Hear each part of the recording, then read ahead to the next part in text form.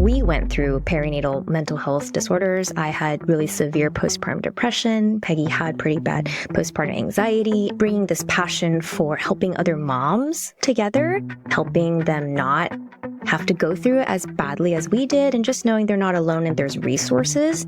That passion has really brought us together. I had one of these moments where I was like, what am I? Because for her and her experience, it was so hard to find people that looked like her when she was in the thick of it. If you don't have it, build it. If it doesn't exist, make it.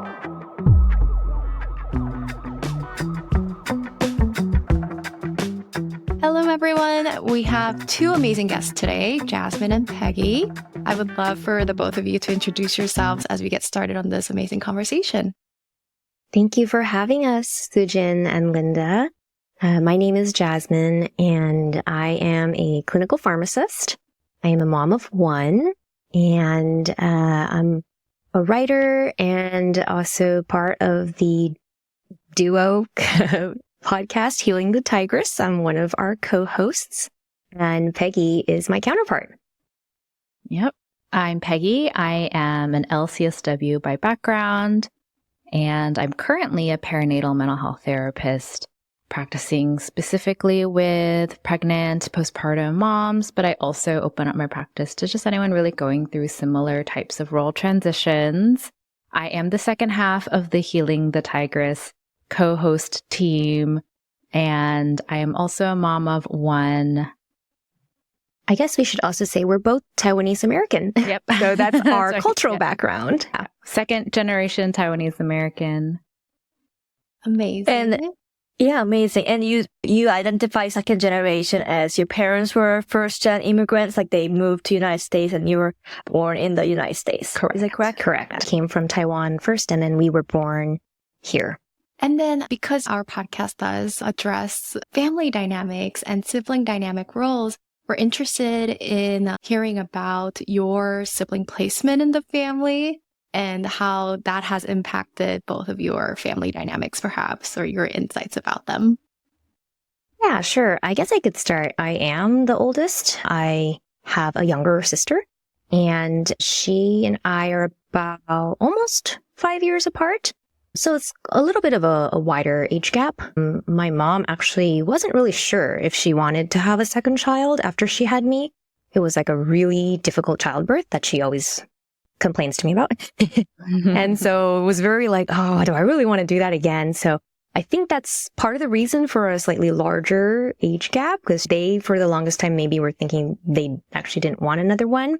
And it wasn't until maybe I was a little older, maybe things were getting a little easier, and she tells me that people said, because she was telling people that I was pretty attached to her, like very clingy to her and stuff, that people suggested, oh, have another one. And then she'll stop doing. I think as a working mom too, our working parents, they just felt bad that they couldn't always give me that time. So yeah, they had a second, and that's kind of history. And I am actually the second born, or the youngest. I have an older sister who is like 4.5 years older than I am. My mom is the youngest of 7. And I'm also the youngest daughter of the youngest son. Oh.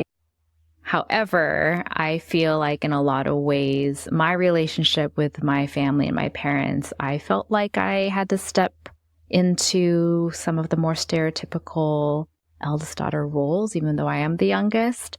And interestingly enough, my dad, even though he's the youngest, he took care of my grandparents and continues to be the sole child that is really responsible for my grandmother's care in a lot of ways. So some interesting, different, breaking kind of the stereotype in some sense. I may not be the eldest daughter, but I definitely see some similar themes and relate to some similar themes. Yeah. Love the dynamic you two are displaying. How did you two get started on the idea of the podcast? I know, Jasmine, you had mentioned a little bit about your personal background and journey. How did you two end up working together, and why a podcast? I think it might have started more so that I started sharing parts of my story. I gave birth maybe not a year before Peggy, probably 8-9 months before Peggy did. So we had overlapping like pregnancies / like when I was in postpartum, she was still pregnant. And then she saw the progression of my journey in postpartum. I started opening up about my postpartum probably around the time you actually gave birth, Peggy.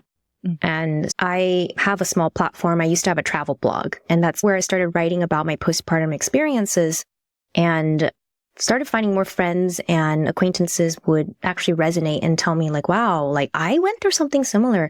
And so I think it just encouraged me to share more because it seemed like I wasn't the only one that had gone through this, although it certainly felt like it. The more I started writing and sharing, Peggy would talk to me about some of the stuff I wrote about, and we would just nerd out over some of the feelings. And she's a therapist, right? So a lot of the things I write about are very raw. And so she would just like hone in on things. And I felt like I could really connect with her over these topics, especially in postpartum and motherhood. And she was a new mom too. And we had met up like right before the pandemic broke out. And she tells me it was like her first time going out alone with the baby and driving alone. That was the beginning of our reconnection. Like we went to high school together and did journalism together. But in motherhood, I felt like we found a new connection. And it wasn't until, what was it, like 2 years ago, Peggy, that it was like beginning of 2023. Spring of 2023. Yeah, I think it was beginning of 2023. That Peggy messaged me and was just like, it was like a new year beginning. And I think we start to think about, what am I doing this year? Like, what goals and things do I have for this year? And Peggy was like, came to me with the idea, was like, hey, I want to start a podcast. What do you think about that on mental health? And then I'll let Peggy say what happened after that. Because at the time, I wasn't actually working as a therapist. I had held up my LCSW. I was in a health tech company where I wasn't even really using my LCSW anymore. But hey, you work for it, you keep it, you keep renewing it, everything, because I knew that I would want to be able to use it and keep my clinical edge up. And I had one of these moments where I was like, what am I doing at this job? And I wasn't going to quit, but I was like, I need to fulfill this part of me that loves talking about mental health. And Jasmine's story really was an inspiration. I think being able to see how she could create this platform and create a place where people could connect with her on her postpartum depression journey was really inspiring. And originally I just said maybe like a maternal mental health podcast, but Jasmine was the one who was like, but what if we made it more specific to the AAPI community, to the Asian American Pacific Islander community? Because for her and her experience, it was so hard to find people that looked like her when she was in the thick of it. And I hadn't even realized that there was that need for that until we started Googling, are there AAPI maternal mental health podcasts? And we couldn't find any. And we found maybe like an episode here and there in someone else's podcast or like a blip in an article somewhere. So it's one of those things where it's, if you don't have it, build it. If it doesn't exist, make it. Yeah. And I don't think I would have been able to bring it to fruition without Peggy's help and the passion and idea that she had driving it, because I had toyed with the idea, but actually doing it and like coming up with the background and figuring out the research on how to start a podcast, I think it was daunting to me. And Peggy was like, don't worry, I can figure that out. She's, I just need to do this with someone. And I need your help and maybe just your expertise behind, because I had worked with a lot of people in the field already. I had volunteered with Postpartum Support International and I had some contacts. And so I think just she was the driving force, and I brought the contacts and some of the background experience of the work I had already done. And together we were able to make this thing together and come to life, which has been so rewarding and exciting. Yeah. That's wonderful. Thank you so much for sharing your story. And I'm also wondering, since the podcast is about oldest daughter experience, through this scenario, struggles you're going through, do you think you be Taiwanese American and Asian American, having this role, responsibility you have grown up and being a parent, how do you think that might have also intersected that too? I definitely think it goes back to what Peggy was saying, those characteristics of being type A and perfectionistic. Being the eldest, of course, for me, the other thing too is I'm the first one going through this. It doesn't always have to be that way, right? But my sister and I have a larger age gap, and I was the first one. I got married before her. I got pregnant before her. I had a child before her. I had no one before me to really lean on for experience going into it and advice and tips and things. I had friends, But even then, I don't think I had a lot of nearby friends at that time who had just gone through it or were in like a similar timeline at that time. And so I think going into it too, a lot of it was, I was very optimistic of the postpartum period, thinking that, oh, I have a supportive husband. I have a very supportive family. My parents said they're going to come by every day and drop off confinement type foods, and I should be fine. I dropped a ball on a lot of things, like, in hindsight. But then I think going into it too, just thinking, oh, it's just going to come naturally to me. I'm just going to figure out how to breastfeed easily. It'll just happen. My motherly instincts are going to kick in. And then when it didn't, I think it was a lot harder on myself maybe than maybe a non-type A perfectionistic person might be. And all my life, it just feels like I've been very conditioned to think if I put in the work, I'm going to be able to achieve an outcome, right? If I study really hard, can ace the exam. And if I put in the right research and work behind this, then I'm going to achieve my goals. But motherhood is wild cards come at you at all directions, and you just don't know what you're going to get. It's a grab bag of things. You can't control a lot of that. So I think part of it is the control factor. If you're a kind of person that really thrives on organization, structure, and having control of your environment, it can be hard in that postpartum time.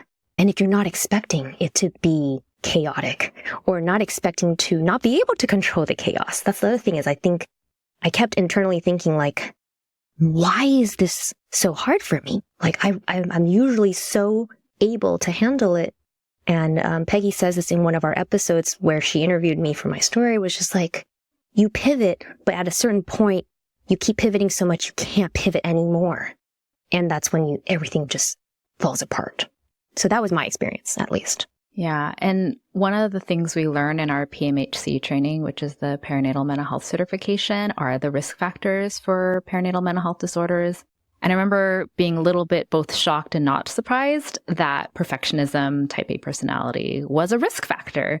Because you think risk factors are like lack of support. But when I saw perfectionism and type A personality type, I was like, oh, shoot, this makes sense now. Because even though I'm not an eldest daughter, I definitely have that personality type. And I think, like Jasmine said, it gets you far in life. It gets you to be more high achieving and all those sorts of things. But again, motherhood isn't something to achieve. And I've heard other friends who are eldest daughters, Asian American, first-time moms who said, I have been able to ace everything in my life this far, and I can't ace this one. I have not figured out how to ace this one.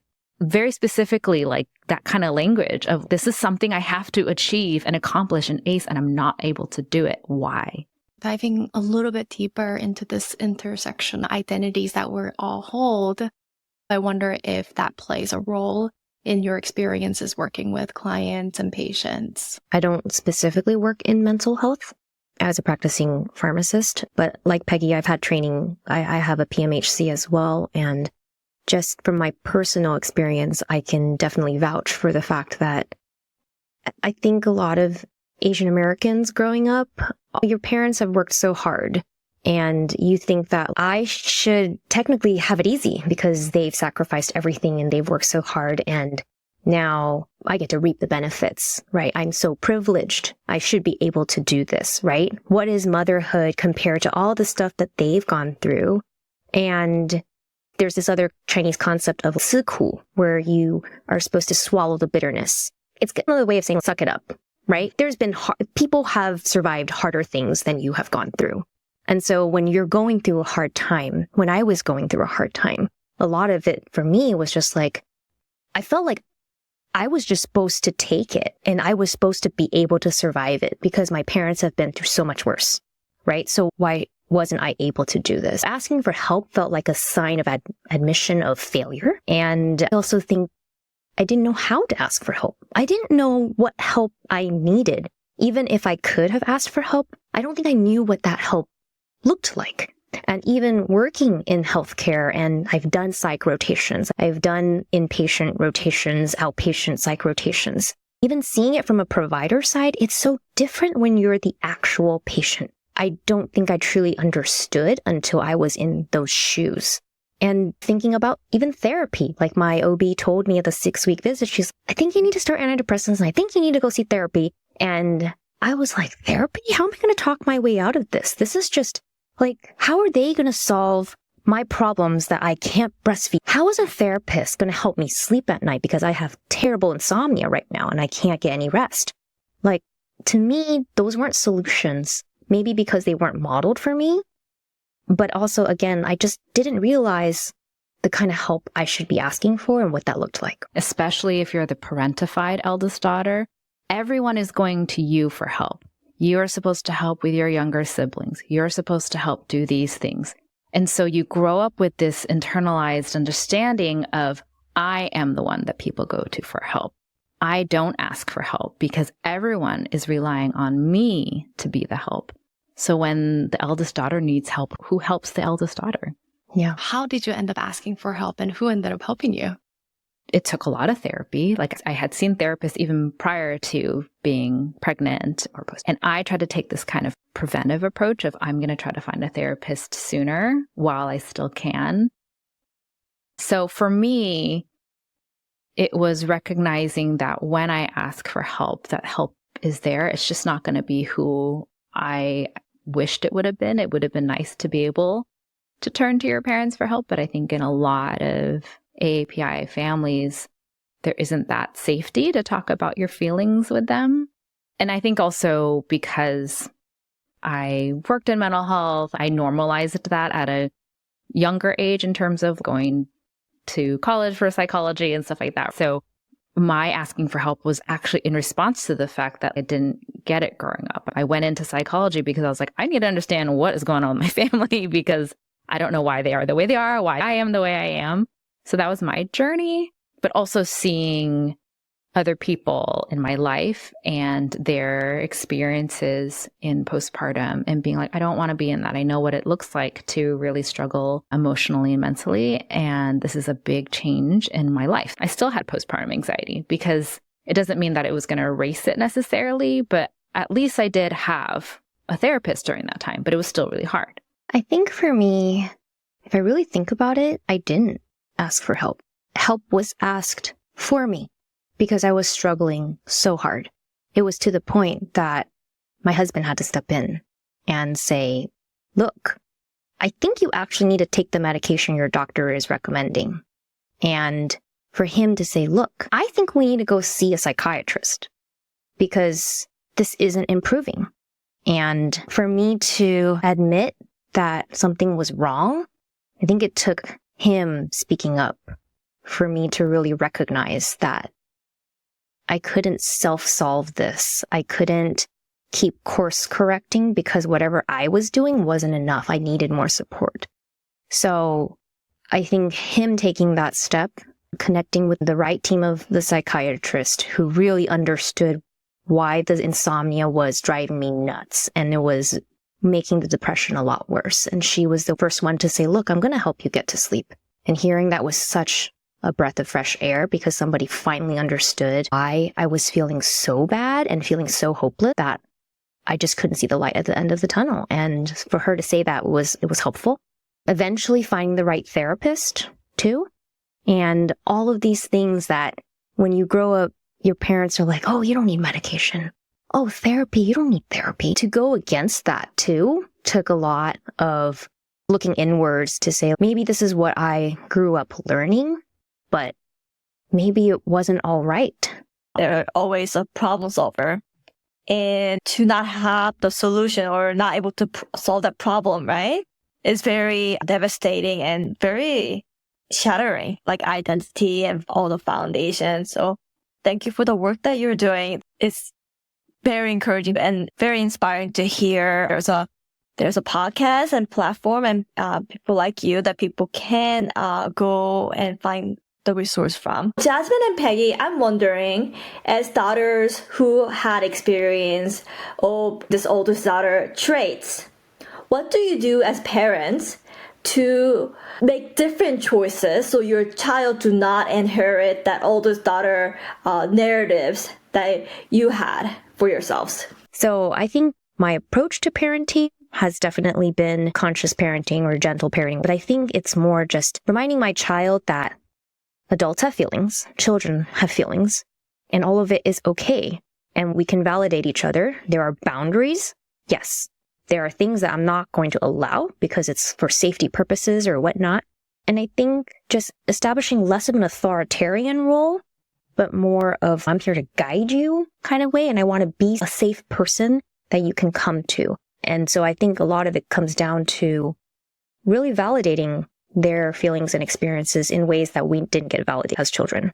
I'm a lot more about the repair now that I felt like I never got, because it's healing to me as well. I feel like a part of me is healing when I'm repairing with my child and letting her know that I am human. I have emotions, and sometimes I do get frustrated and angry, but that we can come back and we can talk about it.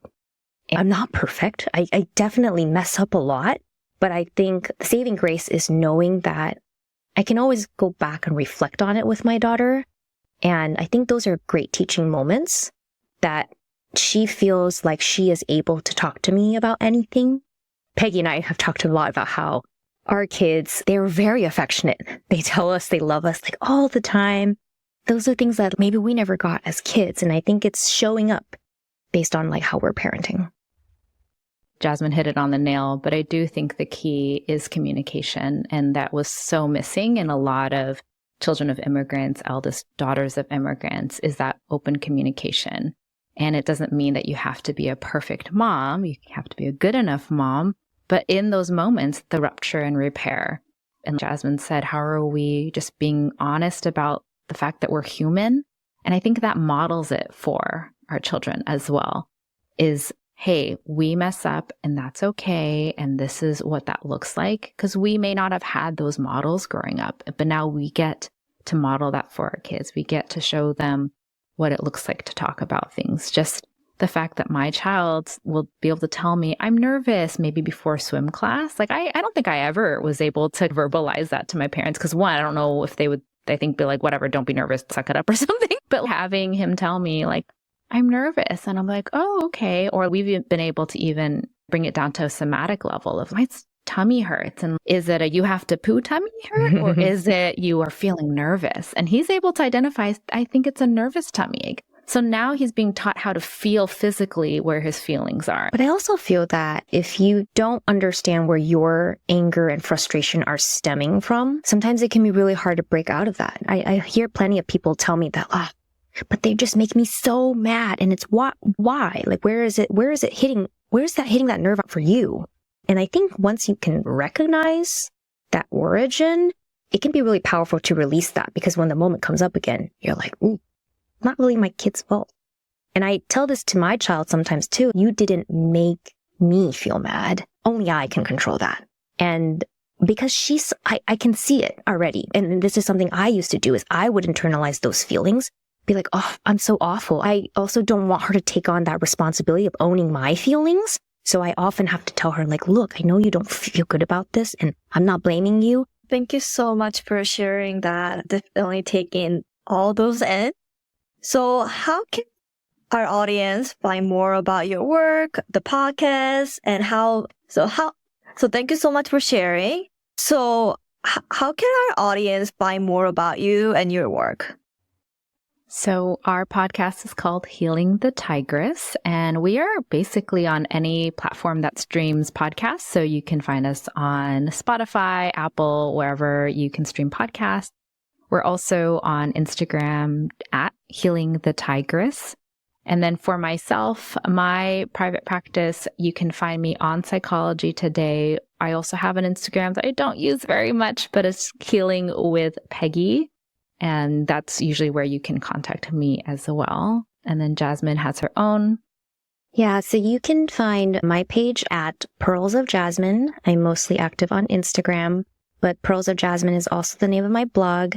I also have a newsletter on Substack, which I'm more active in writing there about some of my parenting things.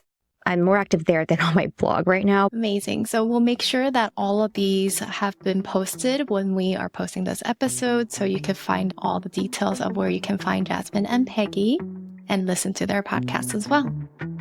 Thank you guys for having us. Thank you. Thank you so much for joining us in this amazing conversation today. Thank you for listening for Yellow Chair Collective, the podcast. If you have found any value from this show, please follow us at Yellow Chair Collective on Instagram and go on our website, yellowchaircollective.com, if you would like our services.